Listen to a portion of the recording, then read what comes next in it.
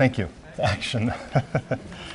Okay, Yedinci sayfa. if we look at page 7, Yedinci sayfaya bakarsak eğer, the pattern in the upper two panels yukarıdaki kutularda bulunan iki desene baktığımız zaman with 6-pointed stars 6 köşeli yıldızlar var. is a representation of this design right here. Buradaki tasarımın bir temsili. This design is very common. Again, it came from Khorasan, the region of Khorasan, with the Seljuks and the Karakhanids, the Seljuks, the Ghaznavids, and the Ghurids. In that period, this was produced. Bu gördüğünüz desen de bu motif de aslında Horasan bölgesinden geliyor. Selçuk döneminden, Gaznelilerden oldukça eski. And it spread from there.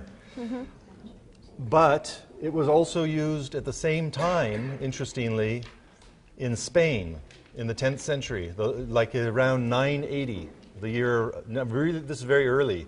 So around the same time it was being used in Khorasan, it was also used in Spain. Very interesting. Aslında ilginç olan şey şu, Horasan'dan itibaren oradan çıkış noktası orası. Ama 10. yüzyılda yani 980'li yıllarda İspanya'da da kullanıldığını görüyoruz aynı desenin. So there are many examples of this pattern. Bu desenin çok fazla örneğini bulabilirsiniz. And this pattern can be made very easily on just a triangular grid. You can construct this pattern on a triangular grid very easily, but you can also make it with polygonal elements. Poligonal elemanlarla birlikte de yapabilirsiniz. Aynı zamanda üçgenler üzerinde de bu deseni çıkarmak oldukça kolay. O desenle buradaki desen aynı değil, aynı sistem. This pattern here and the pattern here are not the same. But she says the same system. The only difference is that this is rotated by 15 degrees. Burada 15 derecelik bir açıyla biraz rotasyon yani değiştirilmiş yönü ama baktığınızda aynısı. The 6-pointed stars on my illustration, the points are sticking straight up. Gördüğünüz gibi 6 köşeli yıldız var. Yukarıyı gösteriyor uçları. And on this one they are turned 90 degrees, let's say. Burada diyelim ki 90 derecelik bir açıyla dönüştürülmüş durumda ve yatay. Forgive me. Yeah. Yeah. Ancak oranlar aynı true. değil. The proportions aren't the same. If you look at the hexagon, it's not an even hexagon. Buradaki heksagona bakacak olursanız bir düz yani bir bütün halde değil. It's elongated.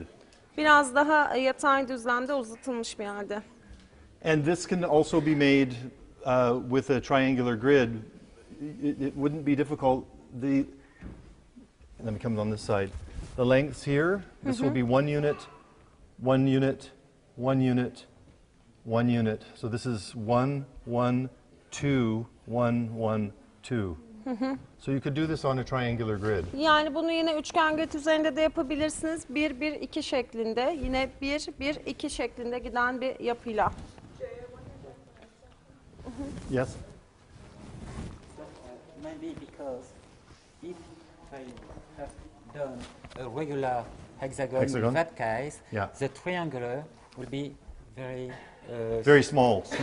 Yeah, like it is on this. Buradaki gibi aslında bir heksagonu ben düz şekilde yapmış olsaydım üçgen oldukça küçük olacaktı. What Jean-Marc is saying is true. By changing the proportions, it makes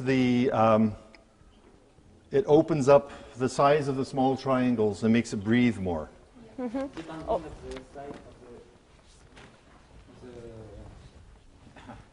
Diagonal? No. Diagonal. Yeah. The width of the line. Yeah. That also depends upon the length, the width of the drawing. Bu çizimdeki ene yani genişliğe bağlı olarak da değişiyor. In this case and in the excuse me.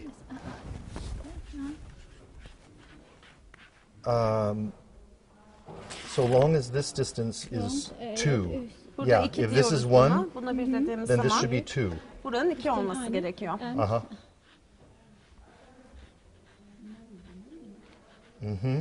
Yes.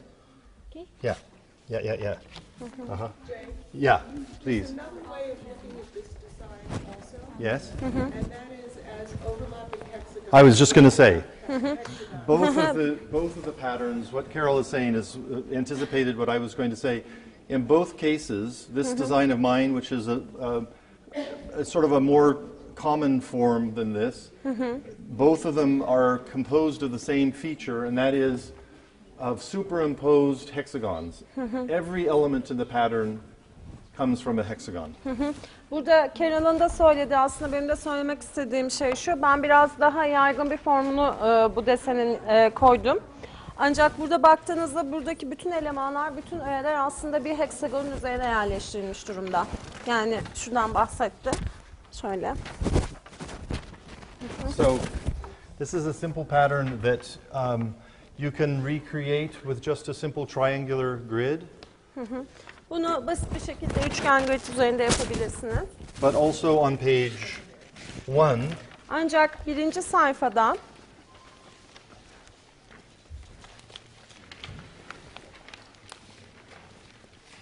there are many patterns historically that are created or can be created using the regular polygons. burada normal regüler poligonlar kullanılarak oluşturulabilecek pek çok tarihi desen de var birinci sayfa üzerinde. And any tessellation, like this tessellation, the one that I showed you on page 6, was triangles and hexagons, triangles and hexagons. That same tessellation will make different patterns depending upon how you put the pattern lines onto the tessellation. Burada aslında yeniden oluştururken bu teselasyon üzerine az önce söylediğim gibi üçgen heksagonu koyduğunuzda buradakilerin yönünü değiştirdiğiniz zaman, yani bu desenlerin hattını değiştirdiğiniz zaman ortaya başka şekiller çıkacaktır. And there are too many different patterns to count that are made with this kind of system. Bununla ilgili de, yani böyle bir sistemle de oluşturulabilecek çok fazla desen var. Yeah. So I think I want to now, it's a little bit difficult because it's going to be so crowded, but on the outside of the entry arch coming in, there's a very lovely border pattern. Girişteki, yani dışarıya doğru olan girişte çok iyi bir bordür deseni var. It's represented on page Bu da 11. sayfa 11'de gösteriliyor.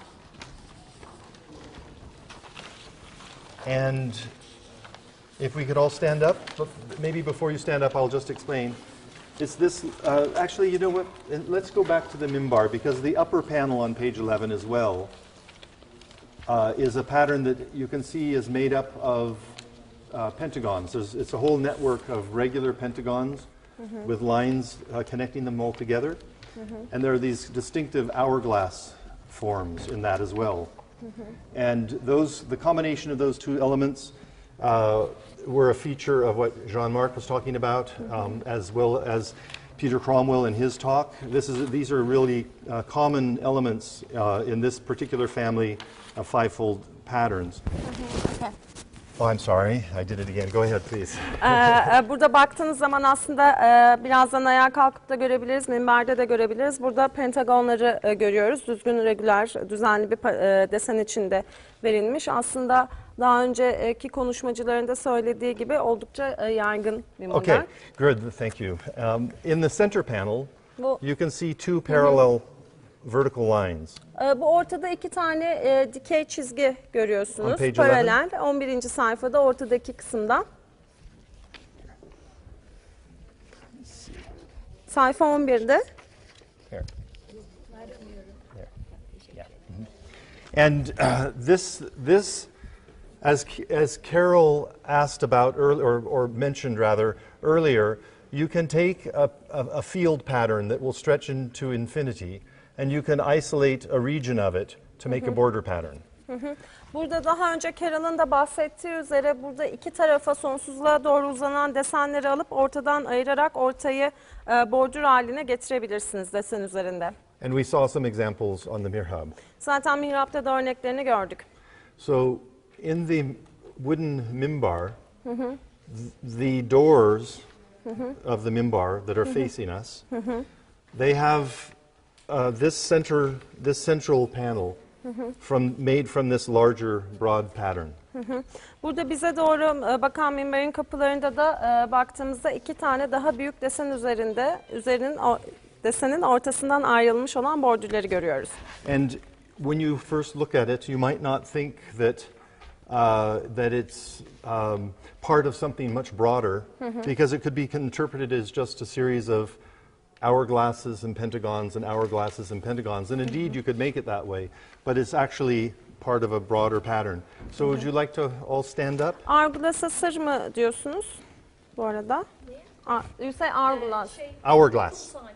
Kum saati. Okay. Yeah. I thought something else. Yeah. Baktığınız zaman ilk başta bunun daha büyük bir desene ait olduğunu görmeyebilirsiniz.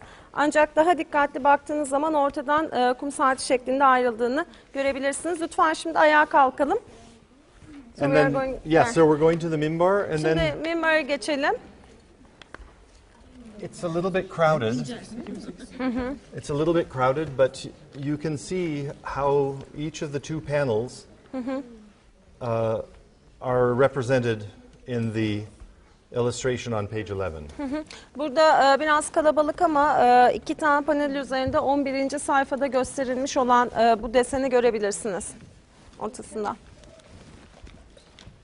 So this is a good example of a very simple pattern being used very effectively. Yani bu aslında çok basit bir desenin oldukça etkin bir şekilde kullanılmasını gösteren yine iyi bir örnek.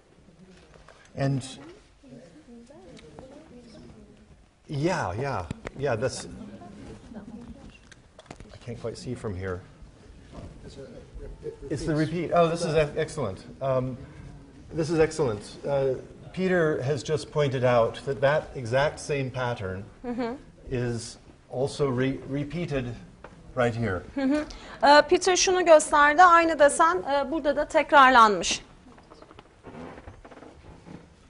And I would say that was a conscious decision by the people who built this mosque. There are too many designs for that to be. It's always possible to be a coincidence, but it's more likely that was a conscious decision. Aslında baktığımızda bu camiyi tasarlayan kişilerin bilinçli bir tercih olduğunu söyleyebiliriz bunun. Çok da fazla bir tesadüf eseriymiş gibi görünmüyor burada tekrar edilmesi. Jean-Marc? If you need an alternative point of view, you can say this pattern is made of one kind of tile, just the pentagon. You play with pentagon, you arrange it, one like this, this one to this one, that one, that one, that one, that one, and repeat, and the whole. Yeah, it creates another shape. Yeah. The background is a product of the foreground. If you play with pentagon. Yeah. Burada başka bir bakış açısı isterseniz eğer, burada aynı taşın kullanıldığını da söyleyebiliriz. Yani burada birinci ve ikinci sıradakiler kullanılıyor. Üstüne de yine ikisinin arasına gelecek şekilde konulduğunda artı anda bir desen yaratılmış oluyor. And would you like to say something about the calligraphy? Kaligrafi hakkında bir şeyler söylemek ister I misiniz? wasn't talking about the calligraphy. I was talking about the tiling style. Oh, So, while we were just talking, Yeah. and Peter thought it might be a good idea to discuss it here as well. Let her translate. Sorry. İsterseniz siz de açıklayabilirsiniz. Ya esasında ben burada Rumi Actually, motifine bakıyordum ve Peter I was bunu checking herkese the Rumi paylaşmam gerektiğini pattern düşündü. here, and Peter told that I should Yeah, well, I'm saying this. share it with everyone. Yeah. So if you look at here, they didn't use just one tone of turquoise, right? There are multiple tones of turquoise. And when you see the calligraphy behind it, you see a very light one, and it's lovely. And basically what they did was, I presume, after glazing it, they just scribed it a bit, like to just give the motif. Yeah. Hat yazısının arkasındaki Rumi motifi en açık renk kullanılan turkuaz. Ve Rumi'deki efekti vermek için muhtemelen kazıma tekniğini kullanmışlar. And not only that, you know how, because I'm quite new to geometrical patterns and stuff, right? But I'm quite used to, Rumis and different kinds of Iznik motifs. When you look at the patterns, you see, pentagons and hexagons and stuff. But also I'm interested in the way that they played with different tones of turquoise. So this is unique. And Darker? yeah, darker, and this And one. lighter. Yeah, lighter. And they might maybe have a kind of system for it, you know, the way that they place them. It was interesting to see. Yeah, about the variation in color. The color is, to an extent, it's a product of the precise chemistry, how much copper is there, if there's a little less. Yeah, but I think it was intentional. But, I'm sure. Yes. They want it to, it's not a mistake. Yeah. But the product varies from chemistry and firing temperature. Yeah. Firing temperature will determine how dark the turquoise or how light It the also turquoise depends on where it really sits in the oven as well. It might be That's exactly right. the same temperature, Yeah. but depending on Elsewhere in the the oven. location Yeah. and the way Yeah. that the heat comes.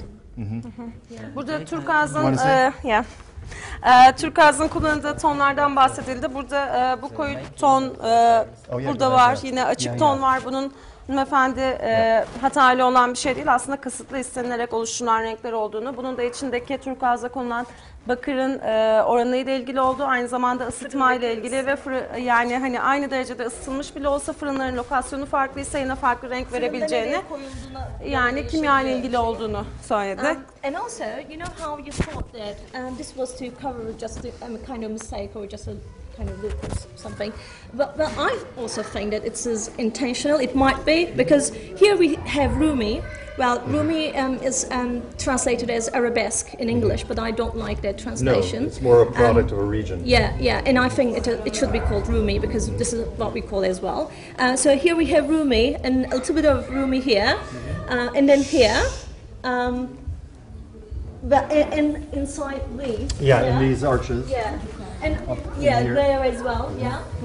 And I kind of feel like, you know, it was kind of intentional, you know, for the artistic, you know, overall appearance. So Bu tamamen sanatsal görünüm açısından baktığımız zaman burada Rumi'den kullanılmış, burada da neredeydi? burada tekrar Rumi Burada var tekrar ve burada var. önce Bunu şeyin- tamamen genel sanatsal olarak hani yine kasıtlı yapılmış bir şey olduğunu söyleyebiliriz.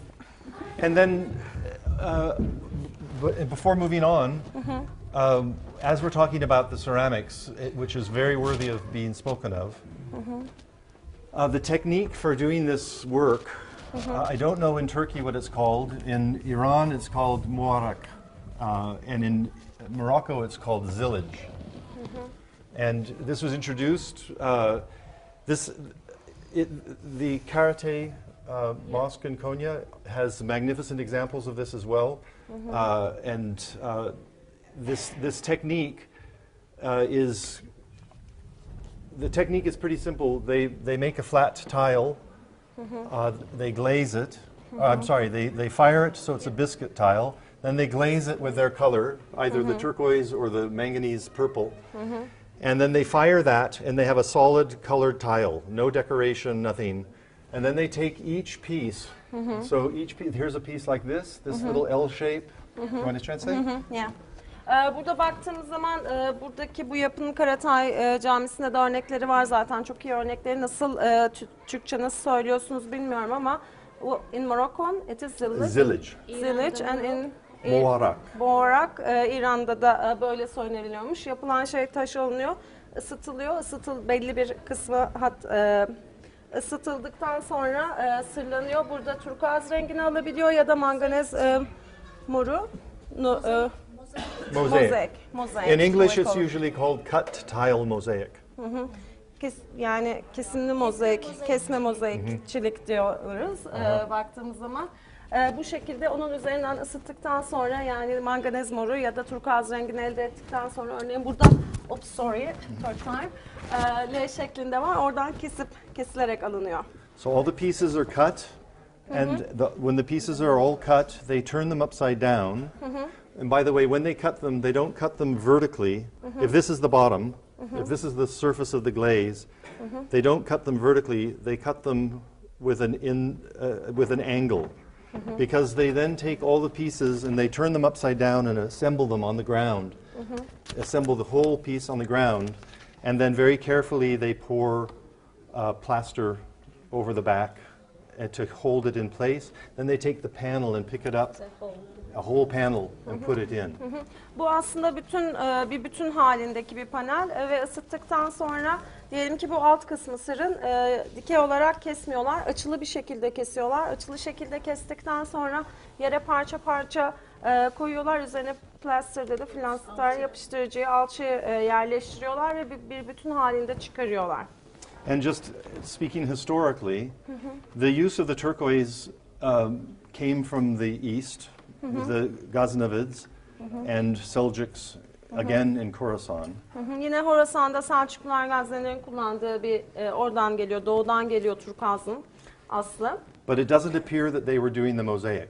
They were doing solid tiles and putting them on the wall, often with high relief. But the first examples of the tile work, of the tile mosaic, appear to take place here in Anatolia. Aslında o zaman yani doğuda kullandıkları zaman bu şekilde kullanmıyorlardı kesme mozaikleri ve kesme mozaiklerin bu haliyle kullanımını ilk başta biz Anadolu'da görüyoruz. And Fayans şeklinde, yes. fayans tile. And then from here, it went back to the east. Yine buradan aslında tekrar doğuya geri döndü. And with different groups eastward, like the Muzaffarids and the Elkinids, later dynasties. The Elkinids were very soon after this work. They came very soon after. They adopted this technique, and then it became the tremendous tradition in Iran. Aslında baktığımız zaman bu teknik buradan doğuya gittiğinde arkasından gelen yani oradaki diğer hükümdarlıklar çok çabuk çok kısa bir zamanda bu tekniği kullanmaya başladılar. Ve İran'da çok büyük bir gelenek haline geldi. With many colors and yani bunu çok farklı renklerle kullanmaya başladılar. And just one other thing. Yeah, just one sec. Just Yine one other thing. şey daha. In Iran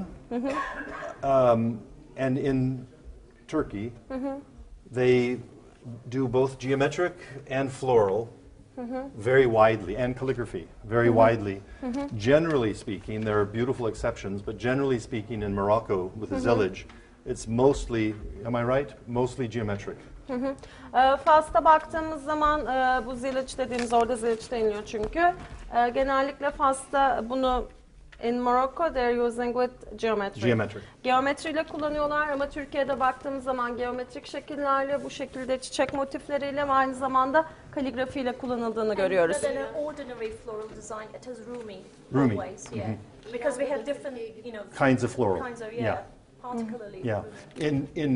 Here in Iran, they have other Yazdi Bendi and a whole bunch of floral styles that they also do in the mosaic, but it's 200 or 300 years later than this. İran'da bunun kullanımı aslında 200-300 yıl sonrasına geliyor. Türkiye'de çok fazla çiçek motifi olduğunu, Rumi'nin de hep kullanıldığını söyledi hanımefendi. Geometrik Rumi ile kullanılıyor. Başka farklı Alternatifi. But I agree with you. The term Rumi is very appropriate. Ama Definitely. size Like for all katılıyorum. this work here in the wood. Yeah. Rumi teriminden çok hoşlanıyorum. There are two 12th century examples in Iran just before, late 12th century, just before the Mongol conquest. bir şey söyleyeceğim. Turquoise cut Bam- in this manner combined with cut brick. Oh, let's talk about that. Can you repeat that Yeah. once again? Yeah, in Iran, there are two earlier It's both. examples. It's not inlaid in. It's the stucco's poured on the back. Turquoise cut in this One big panel. Yeah. Yeah. is a tile This is and look. cut This is a panel. See, it goes like this. before the Mongol conquest. This Moğol would- istilasından it's difficult to önce imagine. 12. yüzyılın sonlarında It's İran'da like bu amazing motifin work. kullanıldığını yani bu şekilde kesme fayansını önce ısıtıp daha sonra kesilip turkuazda kullanılmış iki örneğini görebiliyoruz. There's a family. I'll be quick. There's a family of patterns that are like this that you find based on threefold symmetry. They have some really interesting and rather eccentric rotational qualities, and I haven't concentrated on them because they're just sort of a whole world unto themselves. But look how beautiful it is. I mean, I should have talked about it. Yeah, it's quite something. There is this book. Go ahead. Baktığımız zaman aslında benim de tabii bu konuda bunun üzerinde konuşuyor olmam gerekiyordu ama çok büyük bir dünya yatıyor altında. Genellikle eksantrik, rotasyonel bir takım niteliklere sahip. And there is this book by a German scholar named Gerd Schneider. Gerd Schneider'ın kitabı var. He wrote a book called, in English, it's called Anatolian Seljuk Geometric Patterns, Geometric Ornament of Asia Minor. Thank you. Geometric Ornament of Asia Minor. And it's, and then I'll finish. Yine Asya'da kullanılan geometrik. Seljuk Geometric Ornament of Asia Minor. Asya'daki Selçukluları, Orta Doğu'daki Selçuklu süslemeleri isimli, Anadolu Selçukluların süslemeleri isimli bir kitap yazmış bir Alman. It was published over 30 years ago. It's out of print. 30 yıl önce yayımlanmış, şu an baskıda değil.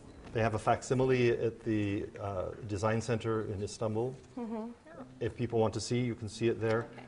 But the reason I want to mention it is that he has done a survey of all the Seljuk monuments and all of the individual patterns, and he's drawn by hand very nicely each pattern, indicating every monument it exists in.